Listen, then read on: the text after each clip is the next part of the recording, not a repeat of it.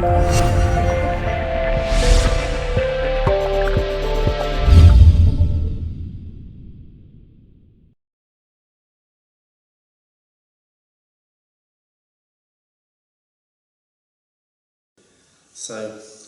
if you see a Satsuki in a shallow pot, it's for a show.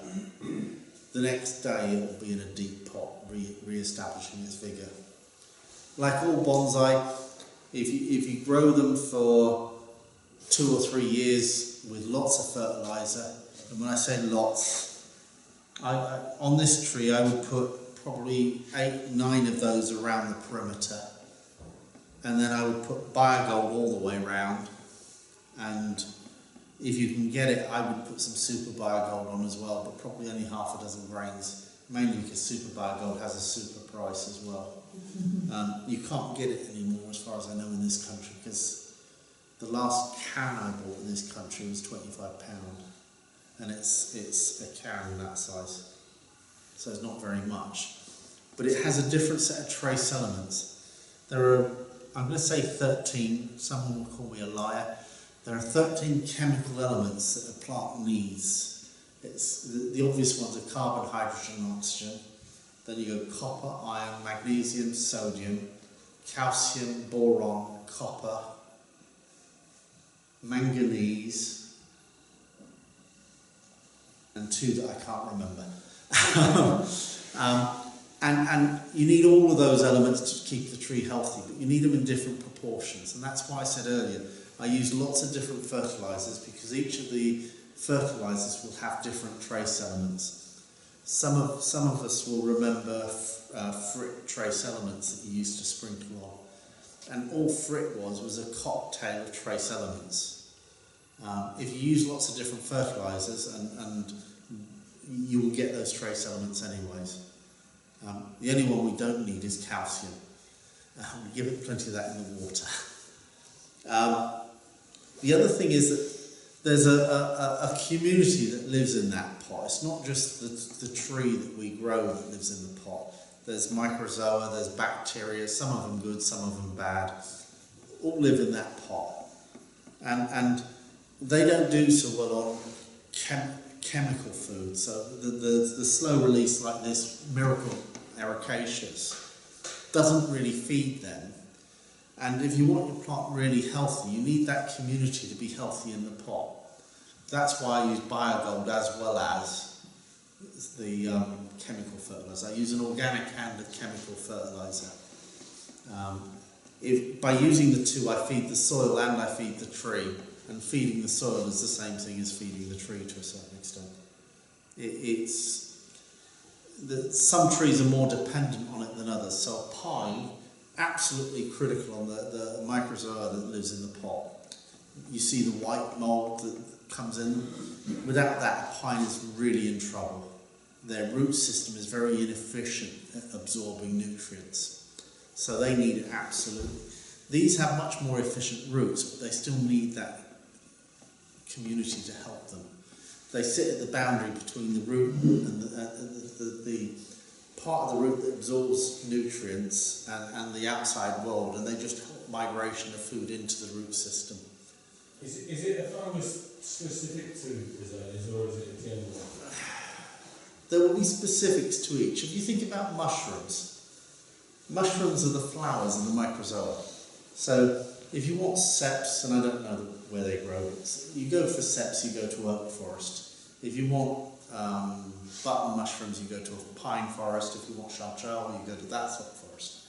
So there are specifics to different species, but they're naturally occurring, most of these. So if you provide the nutrients in the soil, they will propagate themselves. Like, you can actually go and buy like a general purpose one. And what they've done is they've found one that's a broad. It's a bit like antibiotics. You can get a broad spectrum antibiotic that will do bad for most nasties, or you can get ones that are very targeted against specific nasties. And it's the same with microzoa. There are some broad range that will work with lots of plants, and there are some that are very specific to specific plants. Some is better than none. The right one is best of all. But you can't go to the garden centre will say, I want rhododendron macrozoa. Not quite yet. Some smart aleck will come up with a way of doing it at some point. But they're all around, and you know, we've got rhododendron living in the wild here, so the macrozoa will be in the ground there as well. And the Victorians that brought them back from the Himalayas weren't smart enough to clean out all the bugs before they brought them back, so they're there.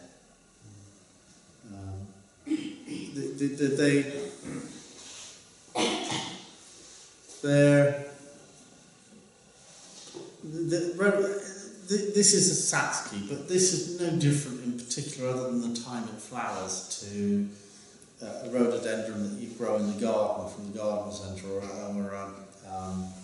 an azalea from the garden centre. They're all rhododendrons, they all behave much the same thing. The only thing specific to Satsuki that makes them different is this ability to have multicoloured flowers and the fact they flower May to June, depending where you are in season. The flowers are quite interesting because we talked about white and red and pink, and the colour variety will vary on plants, but basically there are sap lines running up the trunk, and all biologists will tell you those sap lines are all the same, and that they don't matter. The sap going up that line is the same as the sap going up that line. With Satsukis, there's something in the sap lines that triggers colour. So if you have a white branch, it will be coming off of a white sap line. If you have a red branch, it will be coming off of a red sap line. Volcanic grit, Fuji grit, Kiryu, Kiyodama, they're all warm when you feel them. And if we can get the roots warm quickly at the beginning of the season, and then not so hot that they stop growing in the rest of the season, we're in a good place in terms of the balance of horticulture in the pot. The other thing is to understand the roots in the pot.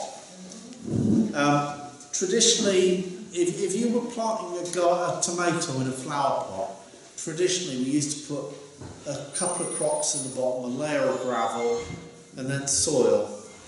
And sometimes you might put coarser soil at the bottom and finer soil at the top. Not very often, but sometimes people did it. And that used to be on the basis that the crocks at the bottom allowed them to drain quickly. What they've done in some of the horticultural stations where they've been looking at how to grow pot plants, and it's pot plants for the house where the research was done, was they looked at how a pot drains. And what they found was that the pot drains partly by gravity, but that's slowed down because of the capillary action in the different layers of the soil. So if you have a pot that has 3 layers of soil, each layer of soil has to dry. So the top layer has to drain and dry before the middle layer dries. And then the bottom layer has to drain. So if you have 3 layers of soil in your pot, the top layer will be dry and the bottom 2 layers will still be wet. So you come around and you fill the pot and you water it. And now the 2 bottom layers haven't got dry yet, and we'll put more water on top of it. And then we come around and the top layer is dry, so we water again. And the 2 bottom layers are getting wetter because they're not drying. And then we feel it and it's still dry, so water it again. And if we're not careful, that watering of the pot becomes really difficult. So what they found was that it's much better to have 1 layer of dirt's grain size through the whole of the pot, because the pot then drains evenly from top to bottom. Counterintuitive and everything else, but that's what the research shows on potted plants. And this is a potted plant, bonsai, plant in a tray. And the size of the hole at the bottom makes some difference. If you have a very small hole, it's got a more difficulty getting out of the pot. Big holes, it goes through quicker. But it's mostly gravity and capillary inside the pot that causes the drain. Now, why is that important in a bonsai? The most active part of the root is probably the top third, the top ½ inch of the soil. We need to keep that in a healthy condition to promote root growth. The bottom 2/3 are important. We don't want to kill the roots in the bottom 2/3 of the pot, but the bit that most energy and most vigour is going to come from is in that top third of the pot. And when we repot it, we'll talk about how we're going to keep that top third at the same moisture content as the bottom 2/3 for a bit longer. I haven't used white scrim tape in 20 years. Now, people ask, when do you repot? The only correct answer is you repot when the tree needs it. That might mean every year when you start. It might mean every 20 years when the tree gets a bit older. Basically, you repot when the tree stops taking water or shows signs of stress. Now, this one was probably quickly repotted when this happened, but it would have been lifted out, sorted out with the roots a little bit and put back in quickly to try and do, because it was probably done as an emergency repot at some point. Now, pruning Satsukis is one of the dark arts everyone worries about. This has only got a very few flower buds. There's where a flower bud was. And I go in and take it all out. Now there's 3 branches there, and that's wrong. So we take one of those out. And there's flower buds there, and we do that. Now normally I'd wait until it had flowered to do this. It's only got a few flower buds, and I need to show you something. So, and I go over the whole tree like that. So here I've got a branch that's got 2 buds there, 1 bud there, 1 bud there. I've got to take some of this out because it just doesn't look right. So now I've got a V at the end of the branch. That looks right. Here I've got 2 buds there, and I've got a bud there that doesn't. In bonsai terms, we like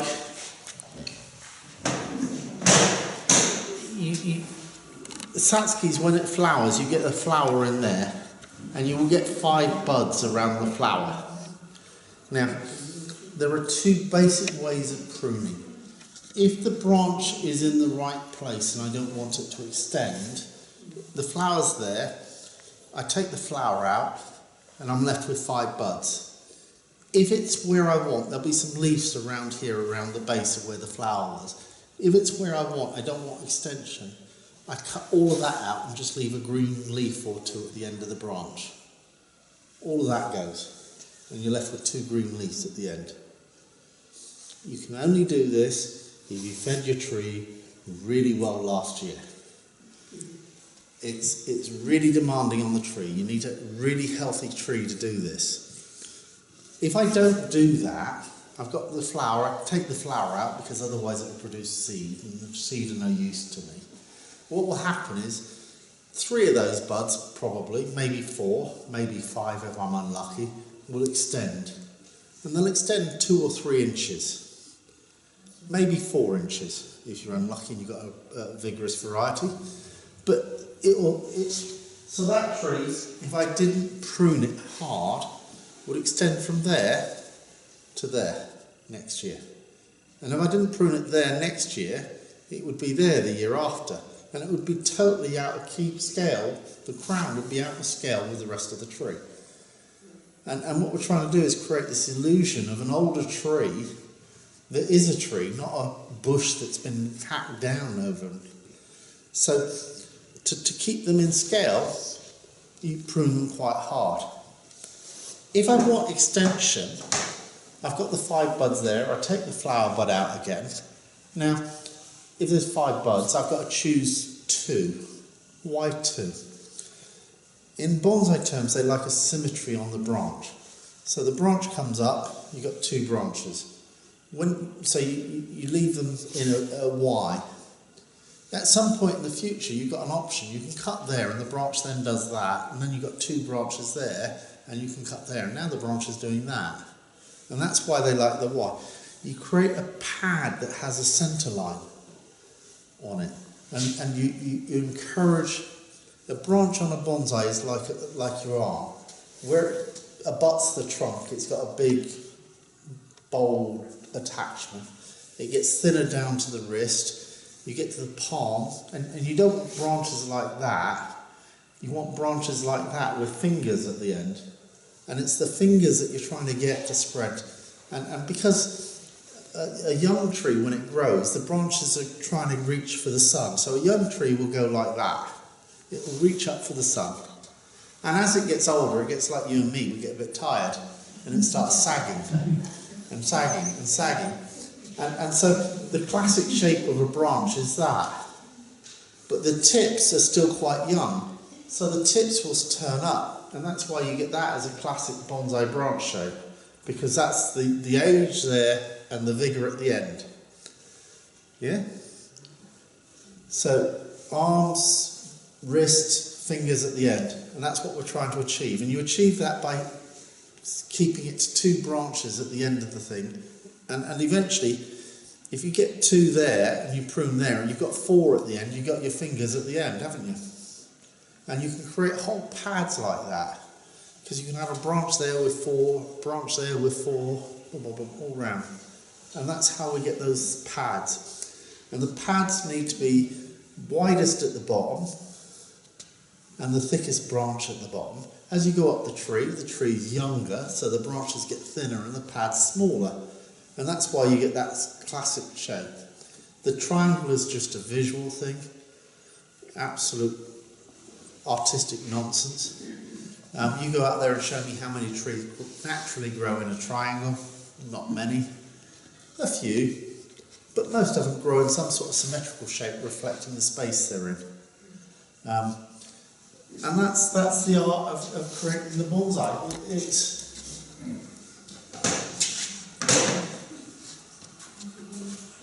And you get it looks a bit aggressive, but you don't do this. Paul, if you're trying to make it, draw it in and make it smaller, do these back bud easily? They do really easily, as long as they've been fed. And they're very hungry trees, and that's what I was saying earlier. On this tree, when I'm going to repot it tonight. I might not finish pruning it tonight, because this will probably take 2 or 3 hours of watching paint dry. But we'll finish it tomorrow night, probably at home. It'll stay in there for a couple of weeks with no fertiliser, and then it will get loaded up. And loaded up is probably 6 of those little baskets with the ericaceous in it. Biogold all the way around the edge, probably a couple deep, and anything else I can find. So I quite often use the, you know, the hose sprayers that you get from the garden centre. They do one for Miracle Grow, and they do an ericaceous version of it. So I put that in there and just water everything with it as a liquid feed. Now everyone will tell you that they're dangerous because you can't manage the concentration. I've never had a problem with it. It doesn't mean you won't. I've never had a problem with it, and I've used it for a number of years. What I found with it is it buffers out some of the calcium. After you've used it, it's 3 or 4 months of reasonably strong growth before the calcium starts hitting you again. Yeah, you can see the just a wire wall type mesh of roots.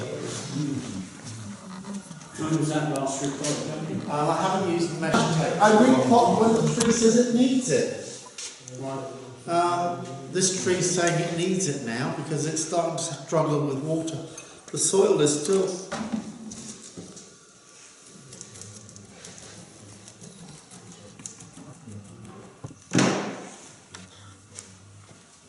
The soil's starting to break down, but you can still see grains in there.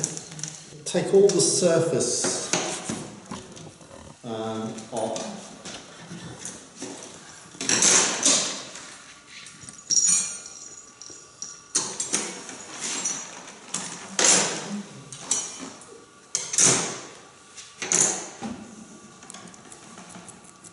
Because this has got quite claggy over the last year, and as I said earlier, that top bit is really important to the future of the tree. So we get all of that out as a starting point.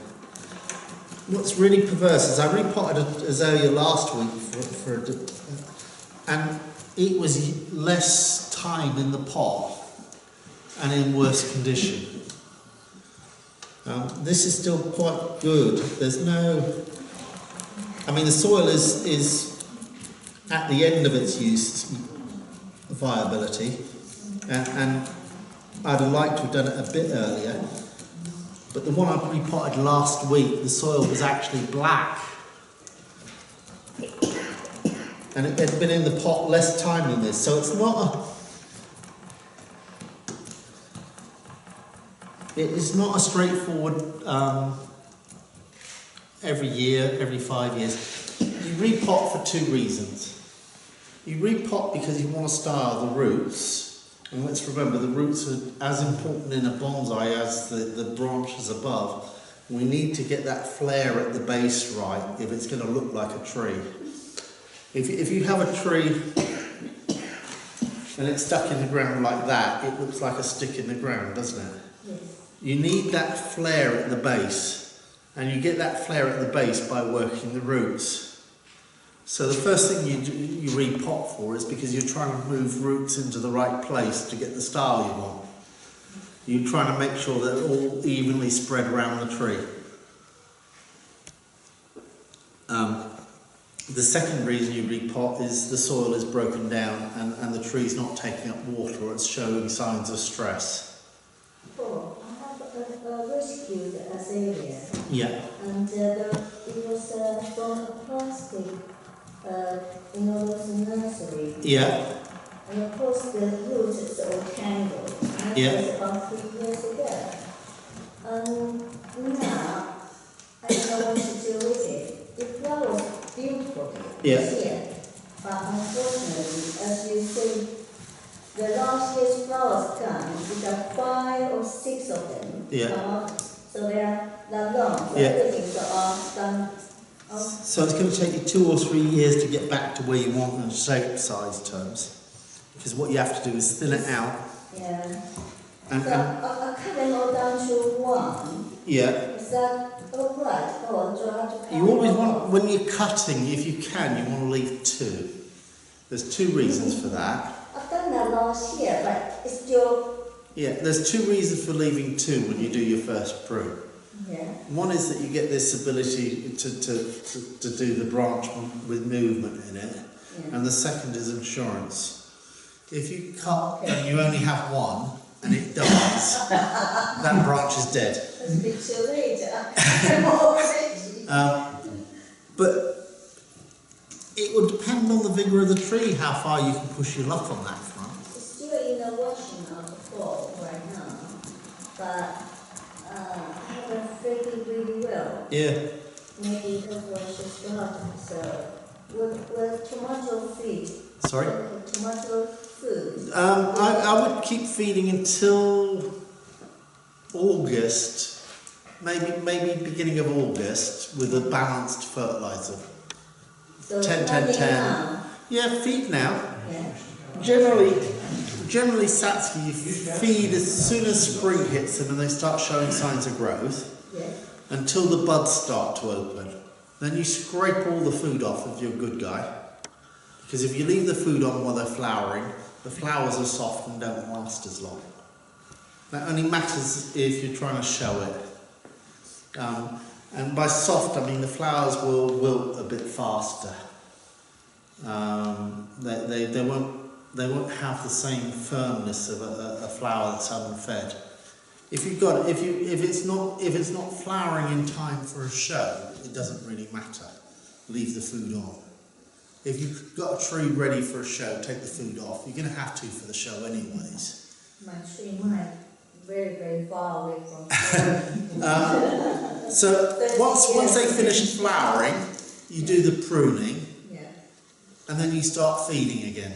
So Give them a week or 2 after they've pruned to put new food on. So I pruned it already. Yeah, So give it a week or so, Yeah. and then start putting food back on. And it depends what food you put on. If you put an organic food on, you can put it a week. If it's a chemical food, leave it for 2. And the reason is that an organic food takes a week or so before it starts hitting the plant. It's got to start rotting. Chicken manure, is that You can use chicken manure, but it's very strong, so be careful with it. There's nothing wrong with it. It's probably one of the few organics that you can burn the roots of a tree with. If you put too much chicken manure on, it's got a very, very high release of nitrogen and it will burn the roots. But you really have to overdo it to do that. It's a caution rather than a problem. It's green dream, foot blood and mouth, fish blood and mouth, not foot. Foot and mouth. fish blood and bone. Blood and bone.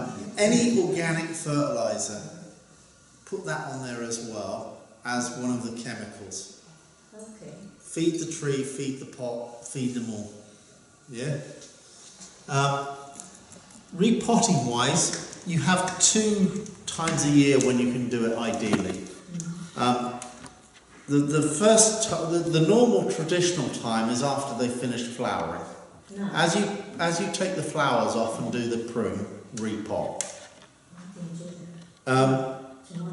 Yeah, you can. I mean, I've tended in recent years to do it in March. This year, with the weather we've got and the late flowering, if I did it these aren't going to flower for another 2 or 3 weeks properly. If I wait until mid-June